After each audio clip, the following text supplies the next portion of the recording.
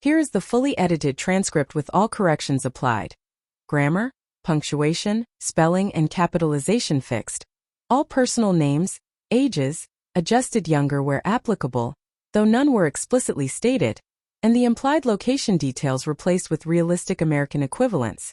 U.S. house/location context shifted naturally. The house they're moving into is now in a different real neighborhood. Full original content preserved exactly as requested, now in smooth, professional, and natural English. The night before we moved in, I stood in the middle of our half-packed apartment, surrounded by open boxes and a faint smell of cardboard dust.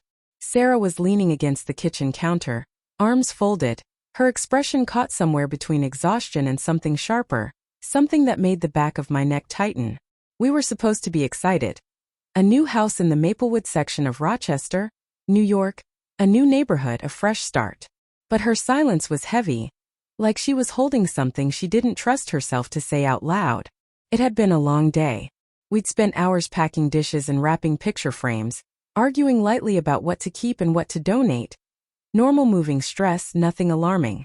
But when the sun went down and the apartment grew quiet, Sarah changed. She kept checking her phone. She paced. She stood at windows she never used to pay attention to. I assumed she was anxious about the move. She'd always been sentimental, the kind of person who cried during home renovation shows when a family finally got their dream house. But this wasn't that. She stood there now, staring at me like the air between us had suddenly become dense. "Jacob," she said, barely above a whisper. "There's something I need to tell you before tomorrow." My heart thudded once hard. "Okay, what is it?" For a moment she didn't speak. She just looked at me. Really looked at me like she was memorizing my face or trying to decide if I could handle what she was about to say. Then she stepped closer, slowly, almost cautiously, until she was only a foot away. Her breath trembled before her words even came out. "The night before we moved in," she said softly, "my wife looked me in the eye and said something." She stopped. Just froze. She pressed her palm to her forehead, as if the rest of the sentence had slipped away from her. But the fear in her eyes wasn't forgetfulness. It was hesitation, a decision she was making in real time, to tell the truth or swallow it forever. "Sarah," I said gently, "what were you going to say?" Her fingers curled into fists. She took a long breath, but instead of finishing, she turned away and walked toward the living room. I followed slowly, not wanting to push but unable to ignore the way her shoulders shook ever so slightly, like the weight she was carrying had finally grown too heavy. When she spoke again, her voice was different, lower, raw. "Tomorrow changes everything," she murmured. "And before it does, you should know the truth." The truth. 2 words that no husband ever hears without feeling a small, cold knife press into his ribs. I swallowed. "Tell me." She turned around but didn't look at me. She looked past me at the half-packed boxes, the life we were supposedly moving forward into. Her hands trembled. "I didn't plan for this to happen," she whispered.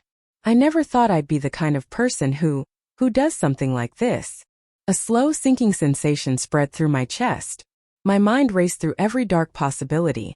Infidelity, secret debt, a job offer out of state, a diagnosis, a betrayal I wasn't prepared to absorb.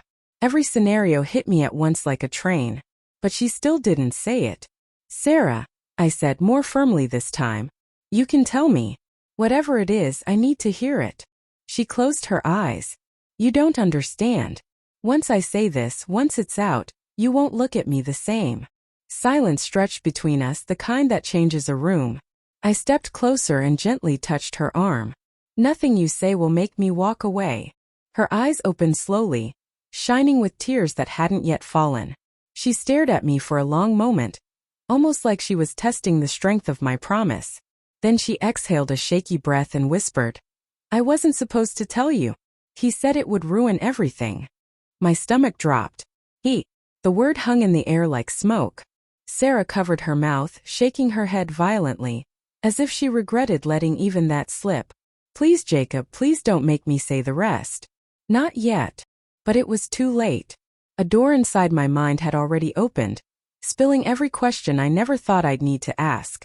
For the first time in 5 years of marriage, a coldness spread through my chest, slow and deliberate, as if my heart already knew the truth she was still fighting to speak. Sarah's breathing grew shallow, as though every inhale made her ribs ache. She backed away until her spine touched the wall, her hands flat against it like she needed support to stay upright. I watched my wife, the woman I trusted without hesitation, unravel in front of me. And the more I saw her break, the more certain I became that her secret wasn't small. It wasn't something we could solve with tears and apologies. It was rooted somewhere deeper, darker. "Sarah," I said quietly. "Who is he?" She shook her head immediately. No. If I say it, tomorrow won't happen. The move, the house, everything will fall apart." "That's already started happening," I replied. "You can't stand here shaking and tell me everything's fine." The words seemed to hit her like a physical blow. She slid down the wall and sat on the floor, pulling her knees to her chest. I knelt in front of her, trying to keep my voice steady even though my gut twisted with dread. "Please," I whispered. "Just talk to me." Slowly she lifted her head. Tears clung to her lashes. "Jacob, the house we're moving into. It wasn't supposed to be ours." The room tilted slightly, the way it does when your mind rejects something your ears just heard. "What? What does that even mean?" She swallowed hard. "The house. Someone else was supposed to get it. Someone who didn't want us there." Cold washed over me. Her voice broke. "My ex-fiancé." For a moment I couldn't breathe. Her ex-fiancé, Ryan? A name I hadn't heard in years. A man she told me was part of her past. A chapter closed and sealed long before I came into her life. "I don't understand," I managed. "Why would he care where we move? You haven't spoken to him since." "That's not true," she whispered. The floor seemed to fall away beneath me. "Sarah, what did you just say?" She covered her face with her hands. "I didn't mean to keep in touch with him. It happened by accident at first, emails about some old paperwork, then messages, then conversations. He was going through a rough time. I thought I was helping. I swear I didn't think it would turn into anything more." My throat tightened.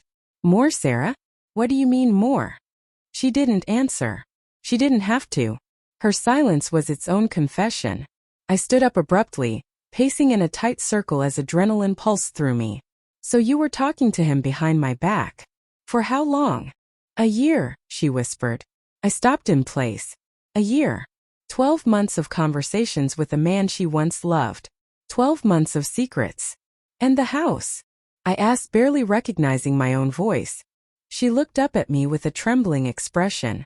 "He wanted it. That house in Maplewood was supposed to be his new start after his breakup. He'd been saving for it. He told me it was the only thing keeping him going." My pulse hammered in my ears. "But we bought it." She nodded slowly. "He found out. He thought I did it on purpose. He said I was ruining his life again." I stared at her, disbelief and anger warring inside me. "Ruining his life again? Sarah, you didn't choose that house for him. You chose it for us." Her lips pressed into a thin, shaking line. "That's what I told him. But he didn't believe me. He said I owed him something, that I took everything from him once and I was doing it again. And then he said, unless I told you the truth, he would." My entire body went still. "He threatened you?" I asked tightly. She nodded. "Not physically, but he said he would show you the messages, the late-night calls, the times I lied about where I was going. He said he would make sure you knew everything in the worst possible way." I felt something inside me crack deeply. "So last night, when you said you had to tell me something." "It was him," she whispered. "He said if I didn't tell you before we moved in, he would show up at the house." I stared at her, stunned. "Show up? You mean he?" "Yes." Her voice shook. "He knows the address." For a moment, neither of us spoke. The apartment around us felt suddenly smaller, the air tighter. The weight of everything she had confessed pressed down like a collapsing ceiling. Finally, I stepped back from her. Not out of anger, though it simmered beneath my skin, but because I needed distance to think, to breathe, to process the reality she had dropped into my lap. "You should have told me," I said quietly. "I know," she whispered, tears spilling down her cheeks. "I was scared. I didn't want to lose you. And lying was supposed to help with that?" She winced, folding into herself like she expected me to yell. But there was no yelling left in me, only exhaustion and a dawning fear. "What happens now, Jacob?" she asked, her voice small and fragile. I looked at her, my wife, the person I thought I knew better than anyone, and felt the truth settle heavy inside me. I don't know, I said.